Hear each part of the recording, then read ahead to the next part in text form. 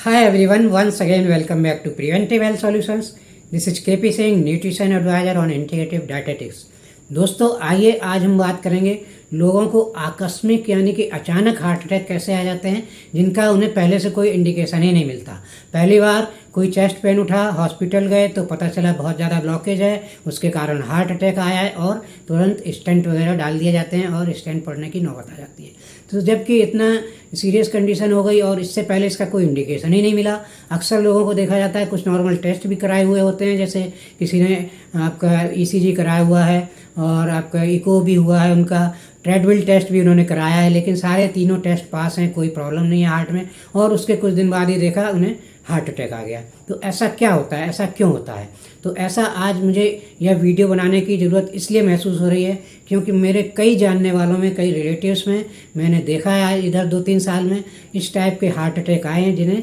Heart की कभी कोई प्रॉब्लम महसूस नहीं हुई और अचानक पहली बार हार्ट अटैक आया, किसी तरह जान बच पाई और किसी किसी की तो जान भी नहीं बच पाई। तो दोस्तों इसको थोड़ा सा हमें एक जनरल अवेयरनेस के रूप में समझना चाहिए कि किस तरह से ब्लॉकेज होता है और इस ब्लॉकेज को पहले से कैसे पहचाना जा सकता है। तो दोस्तों जो नॉर्मल टेस्ट है जैसे ईसीजी है, इको है, इनसे तो हार्ट ब्लॉकेज का कुछ पता नहीं चलता है, ये दूसरी कंडीशन हार्ट की बताते हैं। और ट्रेडमिल टेस्ट जो होता है जिसमें आपको एक ट्रेडमिल पर वॉक कराया जाता है, आपकी वॉकिंग को फास्ट किया जाता है, आपकी बॉडी पर ज़्यादा फिजिकल स्ट्रेस दिया जाता है जिससे कि आपके हार्ट पर कितना जोर पड़ रहा है, हार्ट थक तो नहीं रहा है, इस टाइप की कंडीशन देखी जाती है। यानी कि आपकी सांस वगैरह तो नहीं फूल रही है ट्रेडमिल पर ज़्यादा स्ट्रेस देने से, तो उससे थोड़ा अंदाज़ा लगाया जाता है कि हार्ट में ब्लॉकेज है कि नहीं। तो इस पर भी देखा गया है कि 70% तक के ब्लॉकेज लोगों को नहीं पता चलते हैं। 70% तक के ब्लॉकेज में ट्रेडमिल टेस्ट पास हो जाता है, लोगों को कोई प्रॉब्लम ही नहीं होती है।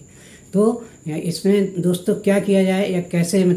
इसको हम क्लियर करें, तो इसके लिए दोस्तों आज इस वीडियो में थोड़ी सी जानकारी लेंगे जनरल अवेयरनेस के रूप में। बाकी तो आप डॉक्टर से सलाह लेंगे, आपके डॉक्टर्स इसके लिए गाइड करेंगे। तो यहाँ पर दोस्तों देखा जाए तो प्लाक फार्मेशन की प्रक्रिया यानी कि जो एलडीएल कोलेस्ट्रॉल के कारण, बैड कोलेस्ट्रॉल के कारण जो प्लाक बनता है, जो जमा होता है कोलेस्ट्रॉल हमारी आर्टरी या धमनी की अंदरूनी सतह पर, वो एक बहुत लंबा प्रोसेस होता है। उसमें कई दशक लग सकते हैं, 10, 15, 20, 30 साल भी लगते हैं, धीरे धीरे डेवलप होता है। यहाँ तक कि डॉक्टर्स का कहना है, स्पेशलिस्ट का कहना है कि ये काफ़ी बचपन की उम्र से भी धीरे धीरे प्लाक फार्मेशन की प्रक्रिया शुरू हो सकती है किसी किसी में। तो दोस्तों ये प्रक्रिया अगर देखा गया है कि जब ये 70% तक का ब्लॉकेज है तब भी क्यों नहीं पकड़ में आता है, तो इसका कारण ये है कि दोस्तों 70% तक के ब्लॉकेज में देखा गया है कि जो हमारी जैसे आर्टरी है, जो अंदर से अगर 70% ब्लॉकेज है, मान लीजिए ये नॉर्मल उसका ल्यूमेन था या पैसेज था आर्टरी का, 70% ब्लॉकेज हुआ तो मान लीजिए इतना हो गया।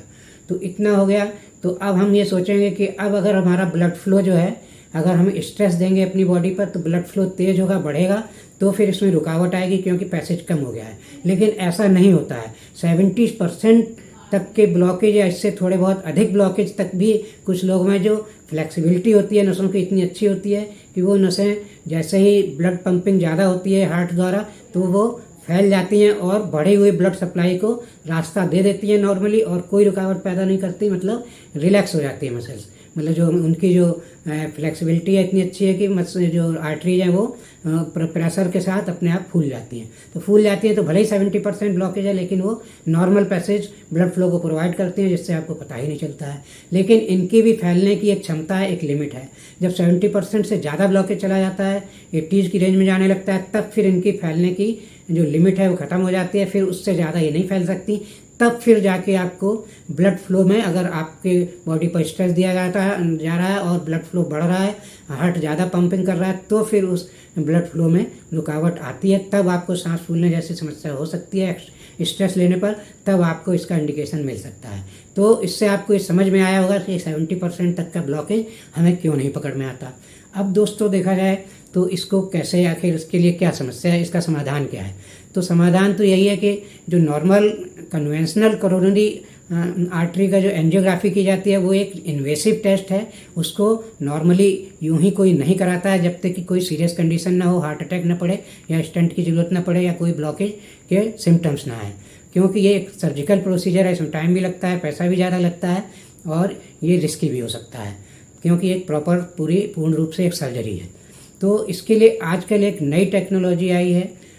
जिसे हम कहते हैं कोरोनरी सीटी एंजियोग्राफी। तो ये कोरोनरी सीटी एंजियोग्राफी एक तरह से सीटी स्कैन मशीन की तरह काम करती है और एक प्रकार से आपकी कोरोनरी आर्टरी की पिक्चर ली जाती है जो कुछ ही सेकंड में ले ली जाती है। 3 से 5 सेकंड का टाइम लगता है इस पिक्चर को लेने में, जिसमें ब्लॉकेज दिखाई दे सकता है आपका। और इसके पूरे प्रोसीजर में आधा घंटा से पौन घंटा ही लगता है, तैयारी वगैरह ले लें और वहाँ से मतलब उसके लैब से बाहर आने तक का देखें टाइम, तो आधा पौन 1 घंटे में आप बिल्कुल इस टेस्ट को पूरी तरह से करा के बाहर आ सकते हैं हॉस्पिटल से। कोई एडमिट होने की ज़रूरत नहीं पड़ती और ये ज़्यादा महंगा भी नहीं होता है। 8-10 हज़ार से लेके 14-15 हज़ार तक जा सकता है, वो डिपेंड करता है हॉस्पिटल टू हॉस्पिटल। तो इस टेस्ट को कराना चाहिए, ख़ास तौर से उन लोगों को जिन लोगों की एज 45-50 के ऊपर हो रही है और जिन लोगों की लाइफ स्टाइल में थोड़े रिस्क फैक्टर जुड़े हुए हैं, या जो लोग स्मोकर्स हैं, या जो लोग बहुत ज़्यादा टोबैको का इस्तेमाल करते हैं, या बहुत ज़्यादा इंटॉक्सिकेशन करते हैं, लिकर वगैरह ज़्यादा लेते हैं, शराब ज़्यादा पीते हैं, या फिर जिनकी वर्किंग कंडीशंस जॉब की ऐसी हैं जिसमें रात में बहुत ज़्यादा जगना पड़ता है, या फिजिकल स्ट्रेस ज़्यादा रहता है, या मेंटल स्ट्रेस ज़्यादा रहता है, तो इस टाइप के अगर रिस्क फैक्टर से आप जुड़े हैं या आपका खान पान बहुत ज़्यादा हार्ट फ्रेंडली नहीं है, तो ऐसे रिस्क फैक्टर्स की लाइफ स्टाइल अगर आप जी रहे हैं तो आपको ये समय रहते ही किसी भी एज में इस टेस्ट को करा लेना चाहिए। कम से कम एक बार तो करा लेना चाहिए। इससे आपको एक रफ आइडिया मिल जाता है, यानी कि आप अपने मतलब उसके हार्ट की कंडीशन को, ब्लॉकेज की कंडीशन को रूल आउट तो कर ही सकते हैं, क्योंकि ये टेस्ट बहुत ज़्यादा क्लियर नहीं होता जैसे कि नॉर्मल कन्वेंशनल कोरोनरी एंजियोग्राफी जो होती है, जिसमें तार डाल के एंजियोग्राफी की जाती है, जो एक प्रकार की सर्जरी होती है, उसके बराबर ये मतलब क्लियर नहीं होता है। लेकिन इससे एक रफ आइडिया मिल जाता है और डॉक्टर उस कंडीशन को देखकर आपकी ब्लॉकेज की कंडीशन को, क्योंकि इसमें 10-12% का ऊपर नीचे हो सकता है, तो उससे अंदाज़ लगा सकते हैं कि आपको स्टेंट वगैरह की ज़रूरत है कि नहीं। मतलब आपको हार्ट अटैक आने की नौबत आने से पहले ही कुछ ना कुछ प्रोसीजर आपको बता सकते हैं, आपके लिए केयर कर सकते हैं डॉक्टर, आपको सजेस्ट कर सकते हैं क्या करना चाहिए, और इस तरह आप अपने आप को हार्ट अटैक की कंडीशन से बचा सकते हैं।